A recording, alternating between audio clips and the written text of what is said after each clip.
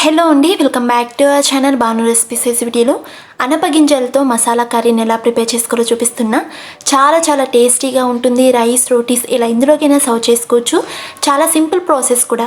So ఇక late చేయకుండా ఈ అనపగింజలతో మసాలా కర్రీని ఎలా ప్రిపేర్ చేసుకోవాలో చూసేద్దాం.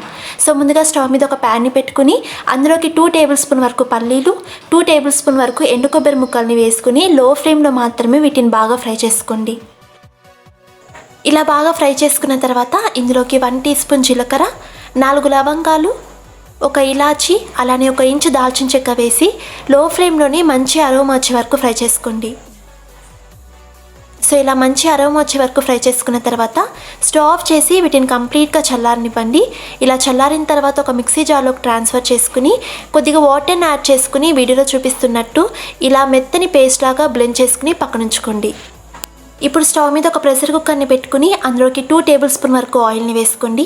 ఆయిల్ కాస్త హీట్ అయిన తర్వాత ఇందులోకి 1 టేబుల్ స్పూన్ పోపు దినుసులు అంటే ఆవాలు, జీలకర్ర, మినపప్పు, శనగపప్పును కలిపి ఒక 1 టేబుల్ స్పూన్ వరకు వేసుకుని ఇవి కాస్త చిటపటమనిన తర్వాత 2 ఎండుమిర్చి, 2 సన్నగా తరిగిన పచ్చిమిర్చి, కొద్దిగా కరివేపాకును వేసుకుని వీటిని కూడా లైట్గా ఫ్రై చేసుకోండి.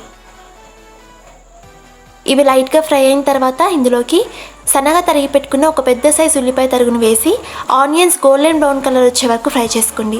సో మసాలా కర్రీ కాబట్టి ఆనియన్స్ అనేవి గోల్డెన్ బ్రౌన్ కలర్ రావాలి.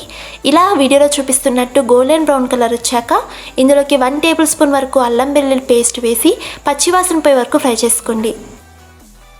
ఇలా పచ్చివాసన పోయే వరకు ఫ్రై చేసుకున్న తర్వాత ఇందులోకి 2 కప్స్ వరకు పచ్చి అనపగింజల్ని ఒకసారి బాగా వాష్ చేసుకుని వేసుకోవాలి. ఇలా వేసుకున్న తర్వాత మీడియం ఫ్లేమ్లో మాత్రమే ఈ అనపగింజల్ని ఒక 1 మినిట్ పాటు ఫ్రై చేసుకోవాలి. ఇలా 1 మినిట్ పాటు ఫ్రై చేసుకున్న తర్వాత ఇందులోకి సన్నగా తరిగి పెట్టుకున్న 3 మీడియం సైజ్ టొమాటోస్ని వేసుకుని ఒక 2 మినిట్స్ పాటు వీటిని మీడియం ఫ్లేమ్లో మాత్రమే బాగా ఫ్రై చేసుకోండి. ఇలా 2 మినిట్స్ పాటు బాగా ఫ్రై చేసుకున్న తర్వాత ఇందులోకి మనం ప్రిపేర్ చేసి పెట్టుకున్న మసాలాను కూడా వేసుకోవాలి. ఇలా మసాలా వేసిన తర్వాత అంతా కలిసేలా ఒకసారి బాగా మిక్స్ చేసుకోవాలి. ఇలా మిక్స్ చేసుకున్న తర్వాత ఏదైనా ఒక ప్లేట్తో కవర్ చేసేసి మీడియం ఫ్లేమ్లో మాత్రమే ఒక 4 to 5 మినిట్స్ పాటు అంటే టొమాటోస్ అలానే మసాలాలోని పచ్చివాసన పోయి అలానే టొమాటోస్ అనేవి కాస్త సాఫ్ట్గా అయ్యే వరకు కుక్ చేసుకోవాలి. దీనికి సుమారు ఒక 4 to 5 మినిట్స్ పాటు టైం పడుతుంది. ఇలా కుక్ చేసుకున్న తర్వాత మూత తెరిచి దీన్నంతా ఒకసారి బాగా మిక్స్ చేసుకోవాలి. ఇలా మిక్స్ చేసుకున్న తర్వాత ఇందులోకి 1/2 టీ స్పూన్ వరకు పసుపు, 1 టీ స్పూన్ కారం లేదా మీ టేస్ట్కి తగినట్టు కారం యాడ్ చేసుకోండి. అలానే ఒక 1 టీ స్పూన్ ధనియా పౌడర్, మీ టేస్ట్కి తగినట్టు సాల్ట్ని యాడ్ చేసుకోండి. ఇలా అన్నీ వేసుకున్న తర్వాత లో ఫ్లేమ్లో మాత్రమే ఈ పొడులన్నీ పచ్చివాసన పోయి అలానే ఆయిల్ కాస్త సపరేట్ అయ్యే వరకు కుక్ చేసుకోవాలి. ఇలా ఒక 2 to 3 మినిట్స్ పాటు లో ఫ్లేమ్లో మాత్రమే కుక్ చేసుకోవాలి. ఇలా కుక్ చేసుకున్న తర్వాత చూసారు కదా ఆయిల్ కాస్త సపరేట్ అవ్వడం స్టార్ట్ అయింది. ఇప్పుడు ఇందులోకి 400 ml వరకు వాటర్ అంటే ఇక్కడ చూపిస్తున్న ఇలాంటి పెద్ద గ్లాస్తో ఒక 1.5 గ్లాస్ వరకు వాటర్ని వేస్తున్నా. ఇలా వేసి అంతా కలిసేలా ఒకసారి బాగా మిక్స్ చేసుకోవాలి. అలానే టేస్ట్ చూసి అవసరమైతే కొద్దిగా సాల్ట్ని కూడా అడ్జస్ట్ చేసుకోండి. ఇలా వేసి అంతా ఒకసారి బాగా మిక్స్ చేసుకున్న తర్వాత మూత పెట్టేసి హై ఫ్లేమ్లో మాత్రమే 3 విజిల్స్ వచ్చే వరకు కుక్ చేసుకోండి.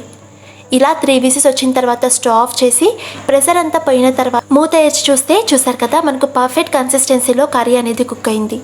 ఇప్పుడు ఇందులోకి సన్నగా తరిగిన కొత్తిమీరని ఒక 1 టేబుల్ స్పూన్ వరకు వేసి ఒకసారి బాగా మిక్స్ చేసుకున్న తర్వాత సర్వ్ చేసుకోవడమే.